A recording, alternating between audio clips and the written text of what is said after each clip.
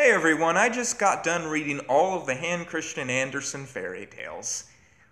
My God, was that a painful experience. Okay, so I don't want to say anything bad about Hans Christian Andersen. I think he's a very talented writer, but I gotta admit, reading all those fairy tales, I do have to say, he had some kind of weird fetish obsession or something going on there. I don't know what was going on. A lot of those stories were pretty hard to read. But the thing is, when Hans Christian Andersen did it right, he did it perfect. He has some of the greatest fairy tales I have ever read. And today I'd like to share my personal favorite. So I'm going to just push past whatever was going on in that book and show you all the good side. This is the best of Hans Christian Andersen. Number 5, What the Moon Saw. So for most of these, you're going to know the title and the story when you hear it, or at least you probably should if you live in this country and you have any kind of popular culture knowledge. But there are a few exceptions to that rule, and What the Moon Saw is one of them. It's just this story about this moon who watches this child misbehave, and I don't want to give away the ending, but what I like about this story is that, I don't know, I just personally liked it. I really liked the lesson that was learned, and I really like how the moon had a voice. It made a lot more sense to me than like a Christmas tree and stuff, and just all that weird object stuff he does. But anyways, this one was one of the few, actually, stories about talking objects Hans Christian Andersen did that I thought he did right. Number 4, Lucky Pierre.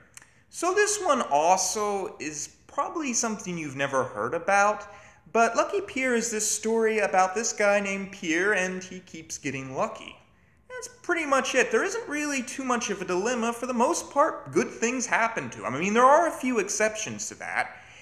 And I think what's amazing about this is that he managed to make it work, that he managed this guy to have pretty much just a happy life and managed to one-up it each and every time.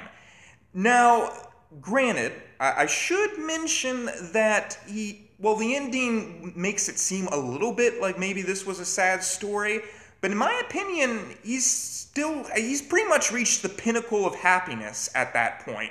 So, honestly, I think he managed to make it work. This is at least my personal favorite Hans Christian Andersen story, but I gotta take critic and audience into account, so it isn't the greatest. So, well, I'm gonna decide something else, but this one is a special one that I think everyone should look into. Number 3, The Emperor's New Clothes. So this is one I'm hoping that you all have heard about. And it's about this guy who thinks he's wearing his divine clothes, but really he's naked and no one has the courage to tell him because he's the emperor. And that actually is the story pretty much. But anyways, yeah, this story is pretty much as good as everyone says it is, and it's very well told in the book. More so, I thought, than The Ugly Duckling was, which was not a story from the books that I actually I liked it, but I wasn't particularly in love with it. This one, I thought, fit the amount of acclaim that it has received. So, for that, I put it on this list so high at number 3. Number 2, The Little Mermaid. So, this is one that there isn't even a question that this has been heard by pretty much everyone. If you haven't heard the tale, you've at least watched the movie. But I honestly think the movie was a lot like the book, with, just a few exceptions that were entirely necessary. But as far as the tale goes, it actually is just as good as the claim has been. It's definitely worth the read. It managed to reach my expectations and then go even further. And the ending, they say that it's a sad ending, but I really don't think so. I thought it actually ended on a happy note, too. I guess I'm not the best judge of those things. I think Fyodor Dostoevsky's pretty happy, but I honestly didn't think it had a sad ending. In fact, I thought it just had a twist ending.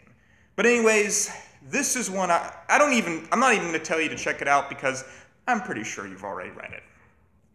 And number 1, The Nightingale. As far as me liking it, and you guys liking it, and the critics liking it, this story is definitely Hans Christian Andersen's best. I thought it was flawless. I didn't see anything wrong with it. I loved the characters, the plot. I loved how the Emperor goes to this nightingale to sing, and then the nightingale gets replaced with this machine bird. I thought it went perfectly, to be honest. I really did. And it's one of the few Hans Christian Andersen stories that you can't come up with anything wrong with.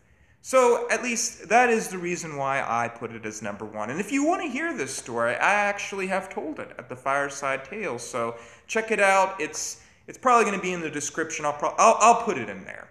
But anyways, those are my picks for the best Hans Christian Andersen fairy tales. What do you guys think? Leave below in the comments. And as always, think big, think differently. We know that Hans Christian Andersen